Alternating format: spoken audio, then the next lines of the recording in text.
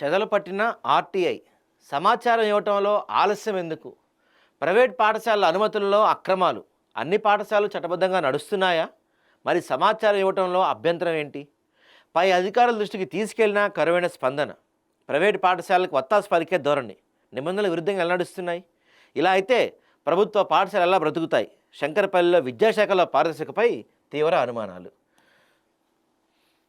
సమాచారం ఇవ్వాల్సిన చట్టం ఉన్నా సమాచారం రాకపోతే ప్రజలు ఎవరిని నమ్మాలి? ఇదే ప్రశ్న ఇప్పుడు రంగారెడ్డి జిల్లా శంకరపల్లి మండలంలో ఘోషిస్తుంది. సమాచార హక్కు చట్టం 2005 కేవలం పుస్తకాలుగా పరిమితమైందా, లేక కార్యాలయ ద్వారాల దగ్గర ఆగిపోయిందా అనే సందేహాలు వ్యక్తమవుతున్నాయి. రాష్ట్రం మొత్తం ఇంతే ఉందండి పరిస్థితి.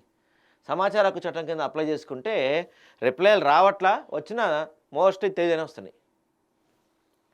శంకరపల్లి మండల అసలు దేనికోసం వీళ్ళు అప్లై చేశారు? శంకరపల్లి మండల మున్సిపల్ పరిధిలోని ప్రైవేటు పాఠశాల అనుమతులు, గుర్తింపులు, నిబంధనల అనుసరణపై పూర్తి వివరాలని కోరుతూ 2025 జనవరి 16న ఆర్టీఐ దరఖాస్తు సమర్పించబడింది. జిల్లా విద్యాశాఖాధికారి కార్యాలయం 2025 ఫిబ్రవరి 10న ఆ అభ్యర్థులను డిస్ట్రిక్ట్ ఎడ్యుకేషన్ ఆఫీసర్ ద్వారా మండల ఎడ్యుకేషన్ ఆఫీసర్ శంకరపల్లి వారికి సెక్షన్ 6/3 ప్రకారం బదిలీ చేసిన లిఖితపూర్వకంగా స్పష్టం చేసింది. అయితే ఒక సంవత్సరం గడిచినా సమాధానం ఇవ్వకపోవటం తీవ్ర విమర్శలకు దావిస్తుంది. అధికార యంత్రాంగం స్పందించకపోవడం వెనుక ఉద్దేశం ఏంటని చర్చలు సాగుతున్నాయి. దాదాపుగా సంవత్సరం గడిచిందంటండి వీళ్ళు ఆర్టీఐ కేసి. సంవత్సరం నుంచి ఇంతవరకు రిప్లై రాలేదంట. ఆర్టీఐ చట్టం ప్రకారం 30 రోజుల్లోపు సమాధానం రావాల్సిందే. సమాధానం రాకపోతే అది డీమ్డ్ రిఫరల్గా పరిగణించబడుతుంది. సంబంధిత అధికారిపై రోజు 250 చొప్పున గరిష్టంగా 25,000 వరకు జరిమానా విధించే అవకాశం ఉంది. అయితే ఇంత స్పష్టమైన నిబంధనలు ఉన్నా అమలు మాత్రం ఎందుకు జరగటం లేదు? ఆర్టీఐ చట్టంలో చాలా క్లియర్గా ఉంది, 30 రోజుల్లోపు రిప్లై ఇవ్వాలి అని. ఇవ్వకపోతే ఏమనుంది?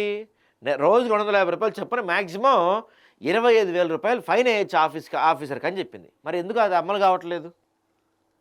సమాచారం ఇవ్వడంలో ఆలస్యం ఎందుకు?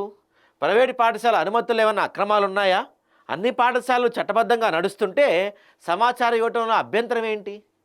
అంటే అర్థం ఏమిటంటే క్లియర్గా విద్యాశాఖ వాళ్ళు, కాలేజ్ వాళ్ళు, స్కూల్ వాళ్ళు, ఈ ఆర్టీఐ వాళ్ళు అందరూ కుమ్మక్కై పనిచేస్తున్నారు. స్పష్టమవుతుంది కదా ఈ విషయం. ఇక్కడ పై అధికారుల దృష్టికి విషయం వెళ్ళినా స్పందన ఎందుకు లేదు? ఆర్టీఐ దరఖాస్తుదారుడు దమ్మన్న గారి శివకుమార్ రెడ్డి మాట్లాడుతూ సమాచారం ఇవ్వకపోవడంపై Telangana state information commission 2025 November 4న ఆశించినట్టు తెలిపారు. పారదర్శకత కట్టుబడి ఉన్నామని చెప్పే విద్యాశాఖ అధికారులు జవాబు ఇవ్వటంలో ఎందుకు వెనుకడుగేస్తున్నారని ప్రశ్నించారు.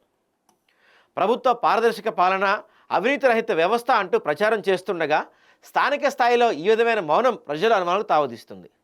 ప్రభుత్వ పాఠశాలల అభివృద్ధి కోసం నినాదాలు వినిపిస్తున్న వేళ ప్రైవేటు పాఠశాల వ్యవహారాల్లో స్పష్టత లేకపోవటం ప్రభుత్వ మనుషులైన ప్రశ్నార్థకంగా మారింది. ప్రైవేటు పాఠశాలకు వత్తాసు పలికే ధోరణి ఉంటే ప్రభుత్వ పాఠశాలలు ఎలా అభివృద్ధి చెందుతాయని దరఖాస్తుదారుడు ప్రశ్నించారు. సమాచారం దాచిపెట్టడం అనుమానాలకు దారితీస్తుంది. సమాధానం ఇవ్వటం బాధ్యత, దాచడం తప్పు అనే భావన సామాజిక వర్గాల్లో వ్యక్తమవుతుంది. ఇప్పటికైనా ఉన్నతాధికారులు స్పందించి నిజానిజాలు ప్రజలకు చెప్తారా, లేక మౌనం కొనసాగుతున్నారో చూడాలి. ఆర్టీఐకి సమాధానం వస్తుందా, లేక ప్రజల సందేహాలు మరింత ముదురుతాయో వేచి చూడాలి.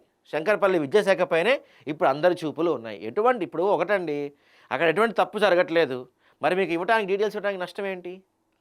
అంటే తప్పు జరుగుతుంది, ఆ తప్పుని మీరు కప్పిచ్చే ప్రయత్నం చేస్తున్నారే కదా, సంవత్సరం నుంచి మీరు దాన్ని ప్రొలాంగ్ చేసుకుంటూ వస్తున్నారంటే